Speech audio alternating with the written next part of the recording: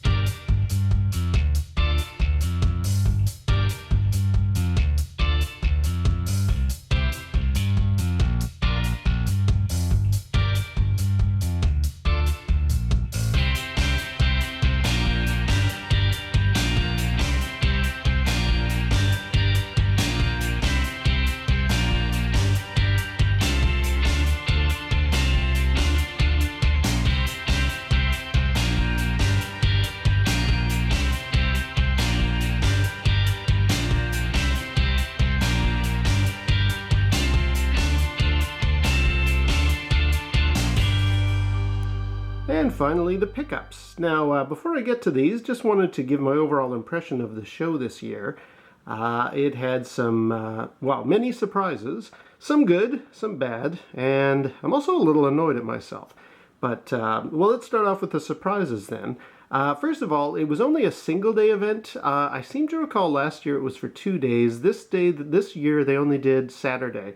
In my video a couple weeks ago where I said I'm going to the show, I thought it was a 2-day event. Turns out it was only one.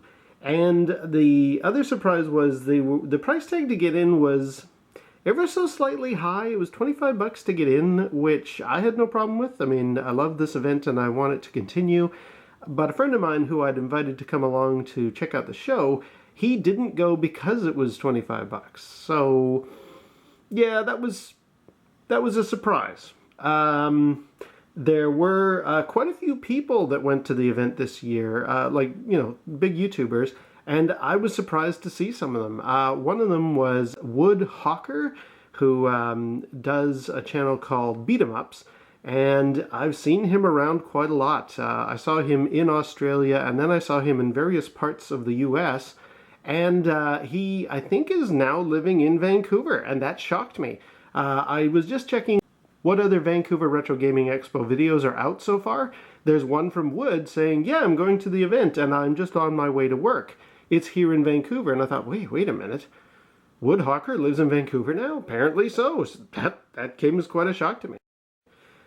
In addition to him, we had the Immortal John Hancock, as always, giving his great expertise and great knowledge of video game collecting.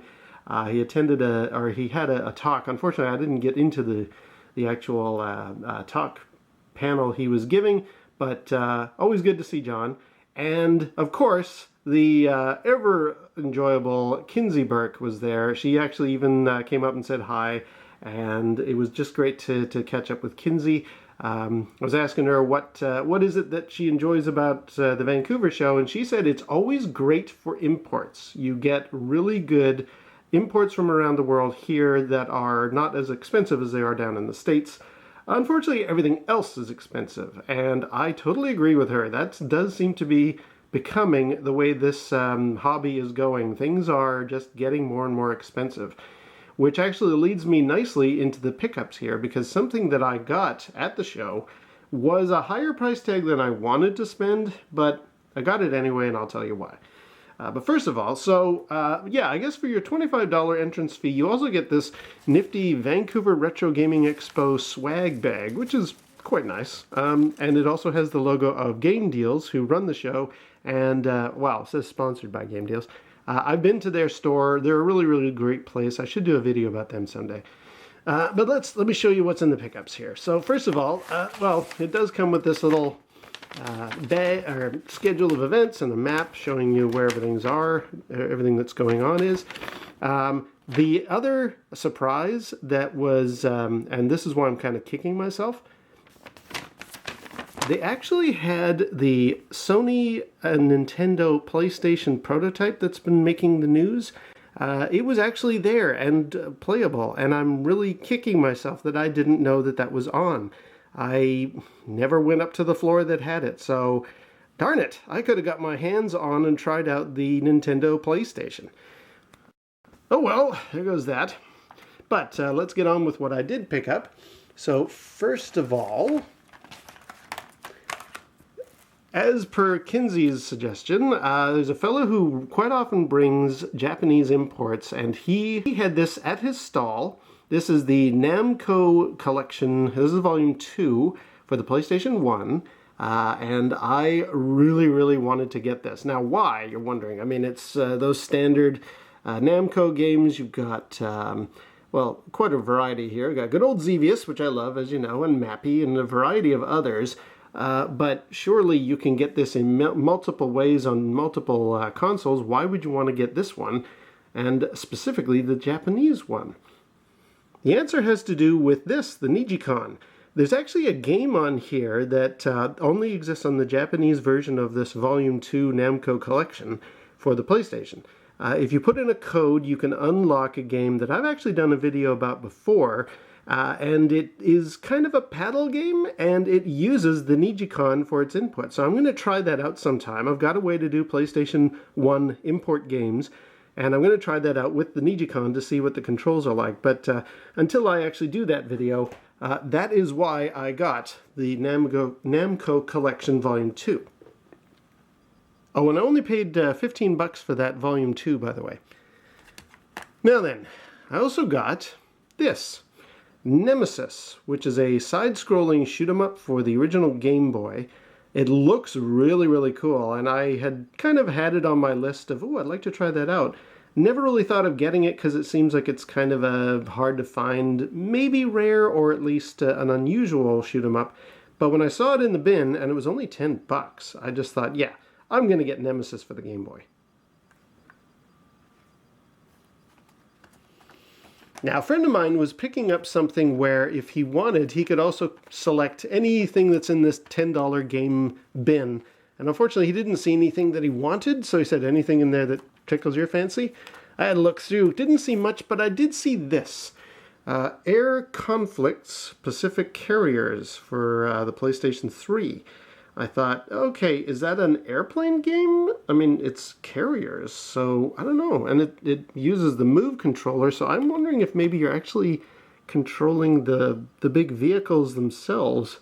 I don't know. I thought to myself, well, for free, sure, I'll take an obscure PlayStation 3 game. I quite enjoy Birds of Steel, so maybe this is similarly going to be enjoyable. I don't know. Let's try that out. So I just picked up Air Conflicts Pacific Carriers. And then the final game, this is the one that I mentioned about how the cost of this hobby is going up. I got this. It's called Red Zone.